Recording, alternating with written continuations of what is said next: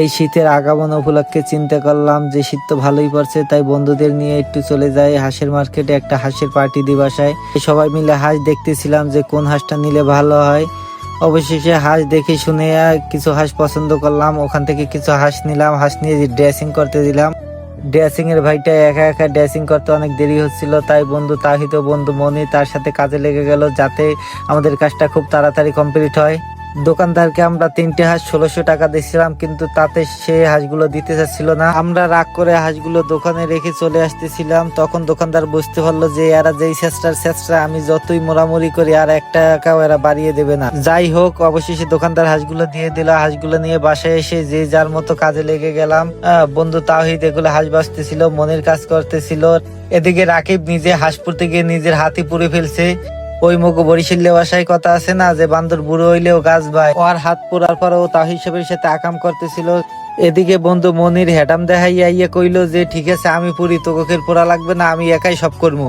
কিন্তু সেও রাকিবের মতো হাত পরে চলে গেল। অবশেষে আসলাম আমি। যাই হোক, যে কোনো কাজই হোক আমাকে ছাড়া কোনো কাজই হয় না। চিন্তা করলাম শেষ পর্যন্ত আমারই যেতে হবে। আমি গিয়ে হাঁসগুলো সুন্দর করে পরে বন্ধু রাকিবের উপর মেরে বললাম যে দেখ, এগুলো দেখে কিছু শেখ। যাই হোক, আমাকে ছাড়া যে কোনো কাজই হয় না সেটা এবারও প্রমাণ হয়ে গেল। অবশেষে আমি পুড়ে দিলাম। এই পার্টিটায় যার অবদান সবচেয়ে বেশি, যে না হলে হয়তো আমাদের এই কাজগুলো করাই হতো না বা আমরা এভাবে ভালো পারতাম না, সে হলো আমাদের ওহি ভাই।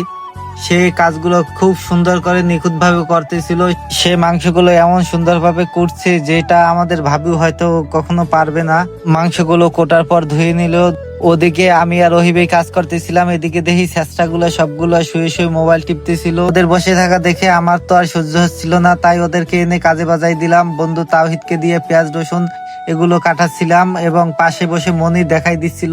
ওয়াও, পরে দেখি খুব সুন্দর করে বন্ধু তাওহিদ পেঁয়াজ রসুন গুলো সব কাটলো। এদিকে আমাদের ওহি ভাই ভাত বসানোর জন্য চালগুলো ধুয়ে নিচ্ছিল। ভাত বসানোর পাশাপাশি হাঁসের মাংসগুলো বসিয়ে দিল। ওহি ভাইয়ের এত সুন্দর রান্না দেখে আমি তো অবাক হয়ে গেলাম। এদিকে আমরা দুই ভাই কাজ করতে করতে ক্লান্ত হয়ে গেলাম। আর এদিকে এসে দেখি চেষ্টাগুলায় যে যার মতো ফোন টিপতেছিল, কেউ বসেছিল, শুয়েছিল, কেউ আমাদের ওদিকে একটু দেখতেও যায় নাই যে আমরা কিভাবে কষ্ট করে রান্না করতেছি। তরকারি রান্না করতে করতে এদিকে এসে দেখি ভাত খিচুড়ি হয়ে গেছে, মানে এমন ভাবে ভাত নরম হয়েছে যা খাওয়ার মতো না।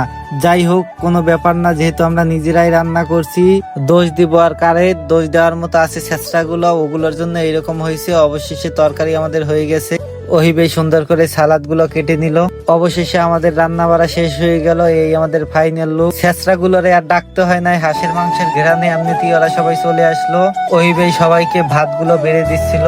প্লেট কম ছিল তাই ওহিবে কড়াইতে করে ভাত দিচ্ছিল। এক করে সবার প্লেটে ভাত দেওয়া হয়ে গেল।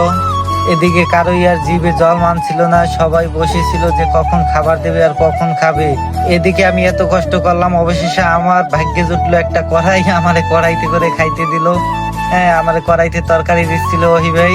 বললো ভাই আপনি তো অনেক কষ্ট করছেন, তাই আপনি আজকে কড়াইতেই খান। কেক করে সবার প্লেটে মাংস দেওয়া কমপ্লিট। খাবার সামনে রেখে কেউই আর বসে থাকতে পারছিল না, তাই দ্রুত সবাইকে প্লেট গুলো বুঝিয়ে দিলাম যে নাও তোমরা সবাই খাওয়া শুরু করো। সবাই রিকোয়েস্ট করতেছিল যে ভাই যেহেতু আপনি অনেক কষ্ট করছেন তাই আপনি শুরু করেন। অবশেষে আমি শুরু করে দিলাম কড়াইতে। প্রথমে রান্না আমি কামড় দিলাম, কামড় দিয়ে দেখলাম অনেক টেস্ট। ওহিবের রান্নার কথা আর কি বলবো ভাই, রান্নাটা এত সুন্দর ছিল, মানে আমি 1 লোকমার বেশি ভাত খাইতে পারি নাই। কিন্তু সেটার কারণ ছিল ভাতটা অনেক নরম হয়ে গেছিল, তাই আমি খেয়ে মজা পাচ্ছিলাম না।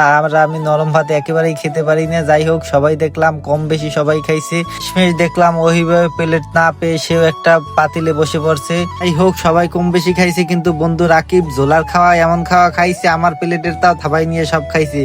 খাইয়ে দাইয়ে আমার বন্ধুর শেষ পর্যন্ত অবস্থাটা একটু আপনারাই দেখেন। ধন্যবাদ, সবাই ভালো থাকবেন। আজকের হাঁস পার্টি আমাদের এই পর্যন্তই সমাপ্তি। বন্ধু রাকিব চুদলিং পং।